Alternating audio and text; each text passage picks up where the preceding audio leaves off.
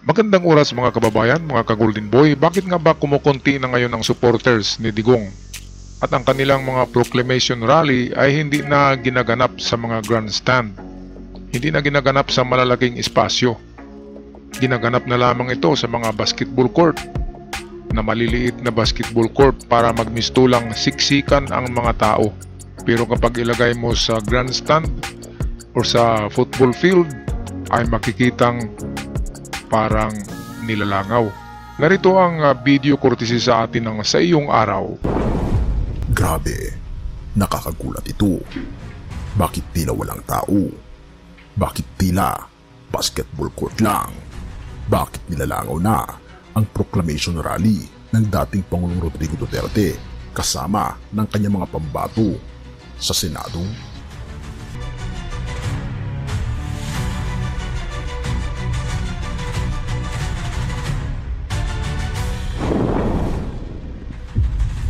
Ang katotohanang hindi mo kayang itanggi. Napansin mo ba? Nilalango na ang proclamation rally ng mga Duterte at mga senador nila.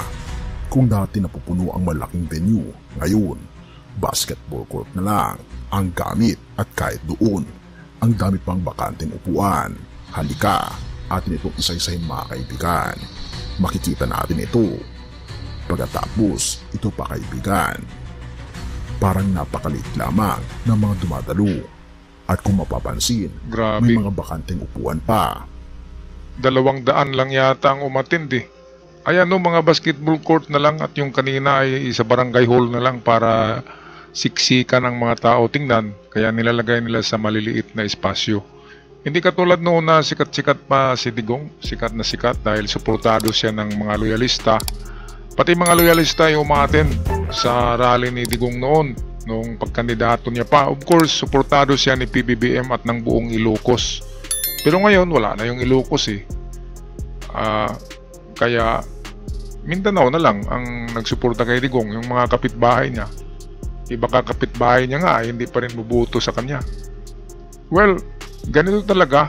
Kasi meron siyang 5 napakalaking kasalanan sa sambayan ng Pilipinas. Sa mga Pilipino. Dito sa kalagitnaan ng video ay atin yun malalaman kung ano yung mga kasalanan niya na inilahad dito ng ating ka-vlogger na Sa Iyong Araw. Meantime, balik tayo sa video. At isang maliit lamang na gymnasium ang ginagamit nila. Bakit tila wala nang gustong pumunta? Noong kasagsagan ng kanilang kapangyarihan, ang rally ng mga Duterte ay dagsa ng tao. Pero ngayon, kahit pilit nilang punuin, wala na yatang dating init. At kung ating mapapansin mga kaibigan, dati, napakaraming sumisigaw ng Duterte. Ngayon, ay tila napakaliit na lamang. Bakit? Ito'y tila dahil sa mga kasalanang hindi may tatanggi nila. At ito ang mga dahilan kung bakit lumayo na ang tao sa mga Duterte. Palagay ko isa sa dahilan dyan na humina si Digong dahil kay Kibuloy. Kasi bakit isinama pa niya si Kibuloy? May kaso yan, ang daming kaso. Kung kamatis yan ay latang kamatis, di ba? Bakit mo ihahalo siya sa basket ng mga preskong kamatis? Kaya masisira ang PDP.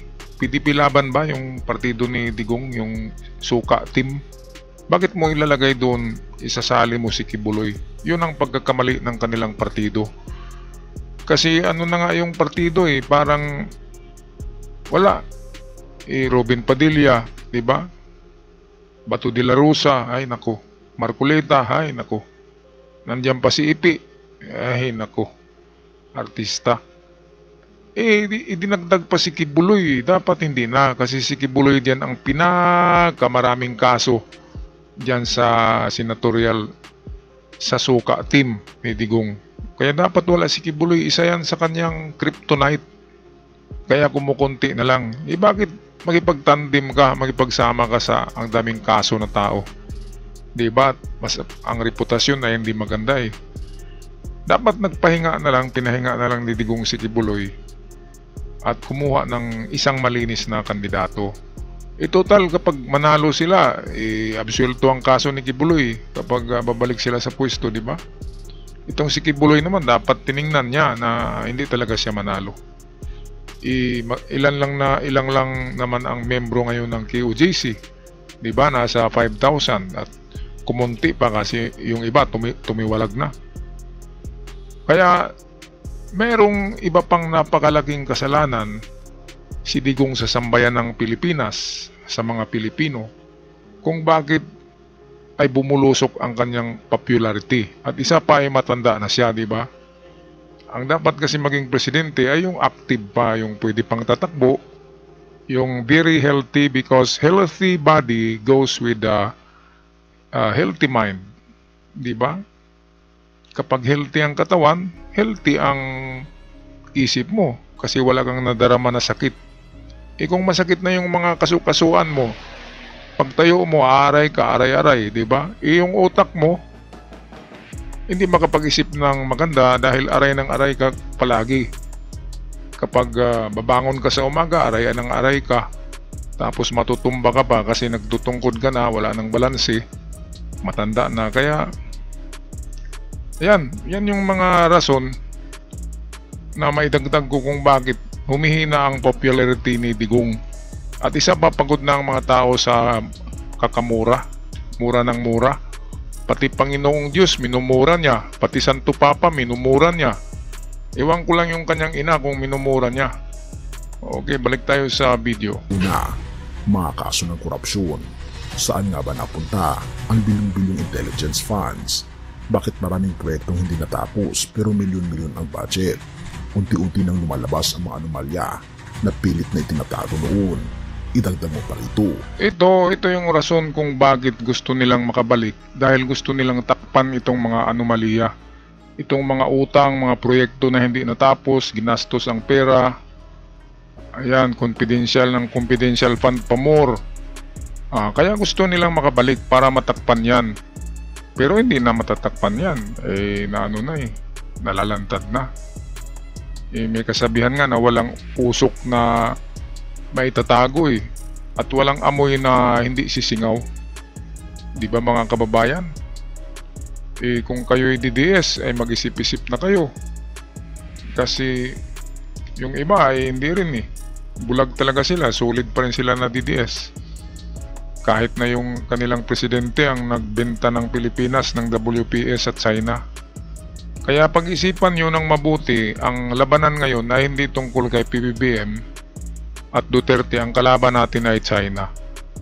At makuha tayo ng China kapag ang manalo ay ang mga DDS na kandidato na Team Suka. Kasi ang mga Team Suka na yan ay pro-China talaga yan. Isipin nyo, Marcolita, sinabing walang WPS. Yan yung mga isla dyan sa may Palawan. WPS yan. At iba pa dyan ay pro-China. Si Digong, tumikluhod manikluhod si Digong, tumikluhod sa China. Sabi ni Luke Espiritu, si Digong ay namanikluhod sa China. Okay, lumuluhod. Ganon din ang kanyang anak, salot ng salot kay Xi Jinping. Kaya kapag makabalik ang mga yan ay sigurado yung gentleman's agreement ay magpapatuloy yun. At ang plano ng China na agawin nila ang Palawan ay pwede na. And then Mindanao, of course, hawak niya ni Digong, ay ibibigay niya rin sa China kasi meron silang usapan gentleman's agreement. Ewan ko lang ang Luzon, di ba? Maraming mayaman sa Luzon, magipagdigma talaga yan. Taka Luzon, anong palagay nyo? Kasi kayo na ang pangatlong aagawin pagkatapos ng Mindanao. Luzon na naman daw ang titirahin ng China. Titirahin sa kanilang mga publicity ngayon sa TikTok. Kasi ang TikTok ay pagmamay-ari ng China, kaya doon sila nagpapalabas ng kanilang publicity na ang Pilipinas ay sa kanila daw ito.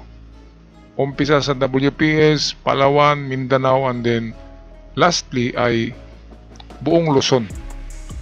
Hay naku, grabe.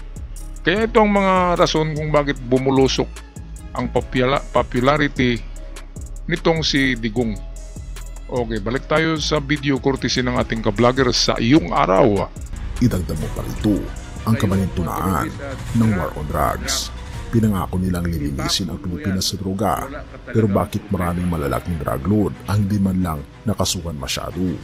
Sino lang ba ang napatay? Ang mahihirap, ang maliliit, habang ang malalaking isda nakalaya at nakinabang. Ito pa ay pasabog ni Lacson na may pinalayang drug lord daw sa panahon ni Duterte. Pangatlo ang pagyuko sa China. Habang ipinaglalaban ng ating Pangulo ang soberanya ng Pilipinas, bakit tikob ang bibig ng dating administrasyon nung inaagaw na ng China ang ating teritoryo? Ano ang kapalit ng katahimikan nila? Pang-apat, napagod na ang tao sa mura at pananakot. Noon, tila astig ang estilo ng pananalita ni PRRD, pero paulit-ulit na lang, walang konkretong solusyon, puro pananakot. Hindi na ito epektibo. Samantala, ang ating Pangulo, Pangulong Bongbong Marcos, habang ang dating administrasyon ay pilit pang bumabangon mula sa lumulubog nilang impluensya, mas nakikita ng tao ang tunay na liderato ng ating Pangulo ngayon.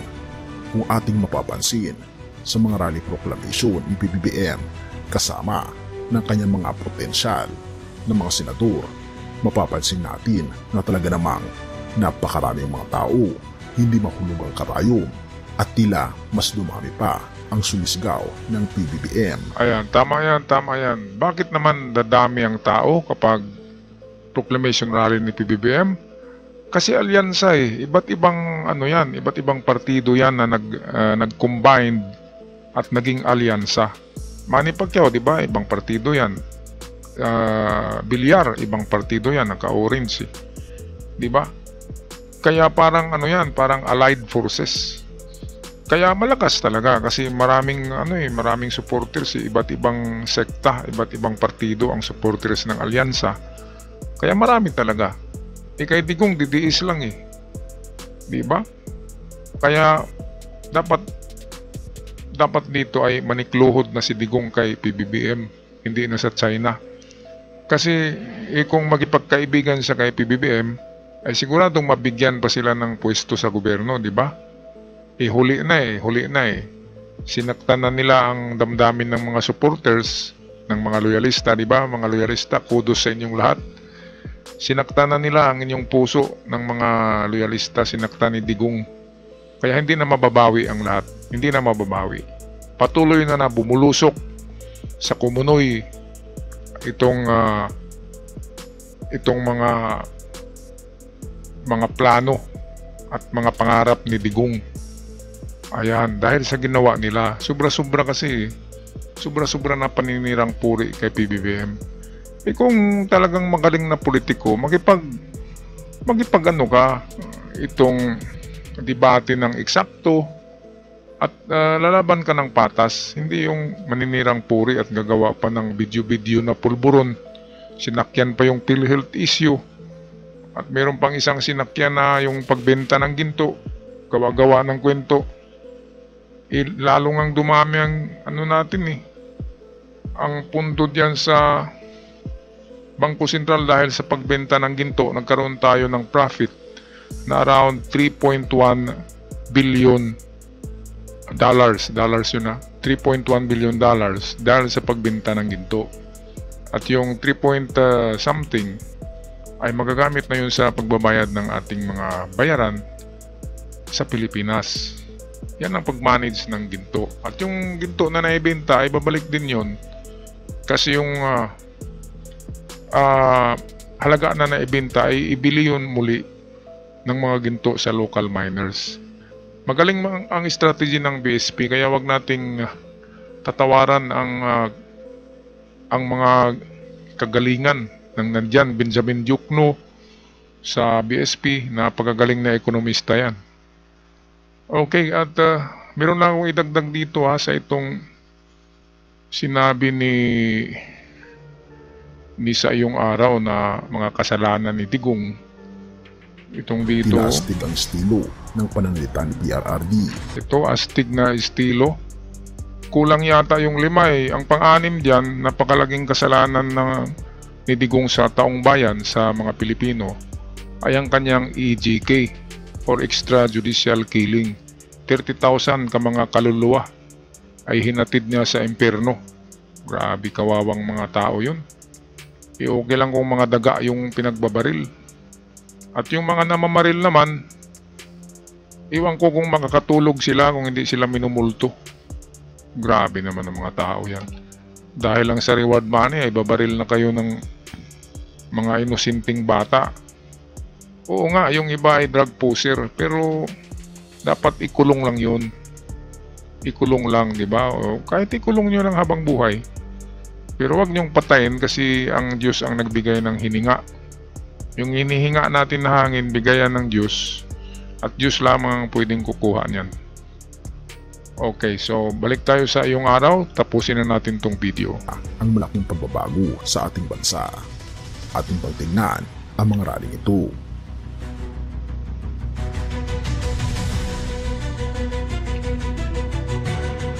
Dahil sa liderato ng ating Pangulo, tinutukan niya ang agrikultura, mas abot kaya ang presyo ng bigas. May plano para sa food security. Hindi binenta ang Pilipinas sa China. Mas matapang ang posisyon ng bansa sa West Philippine Sea. Pinalakas ang ekonomiya, mas maraming foreign investments, mas maraming trabaho. Kaya kung ating makikita mga kaibigan, napakalaki na ng discrepancy ng popularidad ng dating Pangulong Duterte sa Pangulo natin ngayon na si Pangulong Bongbong Marcos.